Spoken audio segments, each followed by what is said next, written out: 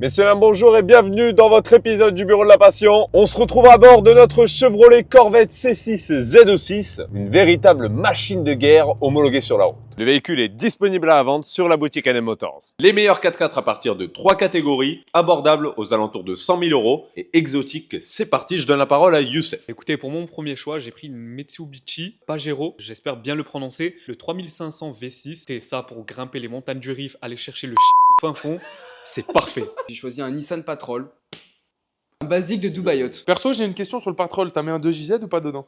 J'ai choisi un Land Rover Defender, les anciens, pas les nouvelles versions, en châssis court, parce que du coup, l'empattement est plus court, donc c'est mieux pour faire du franchissement. J'ai pris un Land Cruiser Toyota SJ70. C'est un véhicule incroyable pour le franchissement et je pense qu'il n'y a pas de meilleur compromis à ce prix-là, à part peut-être un Nissan Patrol. Youssef, pour ton choix aux alentours des 100 000 euros?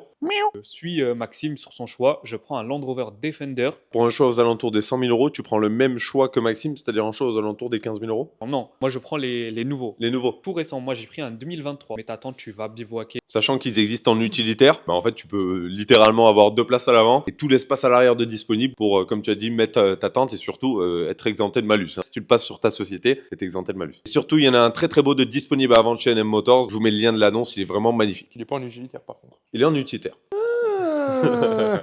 On comprend mieux. Eh bien écoutez, je vais suivre Maxime dans ses choix. J'ai choisi un Ineos Grenadier. C'est le remake, le resto mode on va dire, du premier Defender. Et il est magnifique, un milliardaire, il a un peu pété les plombs, il a racheté les plans, l'usine, et il est fait maintenant. D'ailleurs, ils ont gagné un procès contre Land Rover qui leur a permis du coup de continuer à produire les Ineos Grenadier parce que Land Rover les accusait de faire du copier-coller littéralement des Defenders. Je sais pas si on se rend compte les gars, mais sur 3 choix, il y a quand même 3 Defenders. Il n'y aura pas encore un Defender cette fois-ci parce que j'ai choisi de m'écarter un petit peu et d'aller à l'encontre des choix de tout le monde. Donc j'ai été aux États-Unis et j'ai choisi un Ford F-150 Raptor. Pas n'importe quel Ford F-150 Raptor. Il y a un petit préparateur que tout le monde ne connaît pas nécessairement qui s'appelle NSI. Il est très connu pour la NSI Venom GT qui avait battu un record de vitesse à l'époque, mais ils font également des préparations sur notamment du coup des Ford Ranger ou de Raptor. J'en ai trouvé un en occasion à 71 000 euros qui a 30 000 km. Je rappelle le thème qui était 4x4, il a pris un pick-up.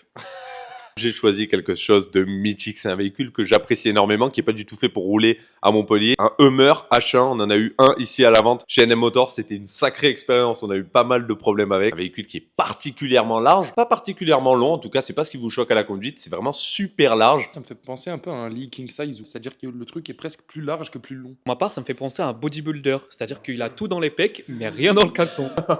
Youssef, ton choix cette fois-ci exotique. Mais écoutez, pour mon dernier choix, j'ai pris un G500. Un classe G500 en 4x4 au carré, tout simplement, surélevé, parfait pour le franchissement et aller bivouaquer. Par contre, pour se faire voir, c'est vraiment le meilleur véhicule. Vous surplombez toute la route, on vous voit plus qu'un camion. Et d'ailleurs, il y en a qui étaient livrés en jaune fluo. Mention honorable quand même à la garde au sol qui, pour le franchissement, est bien pratique. Pratique, certes. Mais est-ce que quelqu'un a déjà vu un G500 sale? J'ai choisi un NSI Velociraptor 6x6.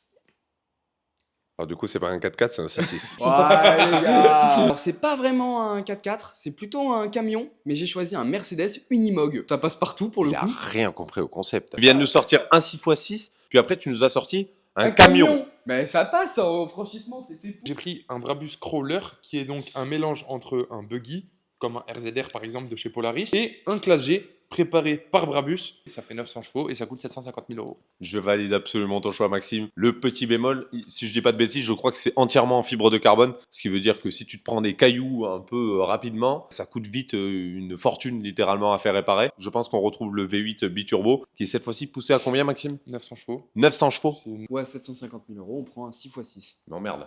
J'ai choisi le Hummer H1 italien, le Lamborghini LM002, avec le V12 atmosphérique de la Lamborghini Countach. Et pour la petite anecdote, quand j'ai tapé le nom du LM002 sur ChatGPT pour avoir plus d'informations, notamment sur la puissance, 450 chevaux, ChatGPT m'a proposé le titre Lamborghini LM002 emoji tracteur. Mais est-ce que finalement Lamborghini ne serait pas toujours des tracteurs? Ça, c'est un débat pour nos prochaines vidéos, Arthur. N'hésitez pas à vous abonner à la chaîne YouTube de NM Motors. On se retrouve tous les vendredis à 18 h pour un épisode du Bureau de la Passion.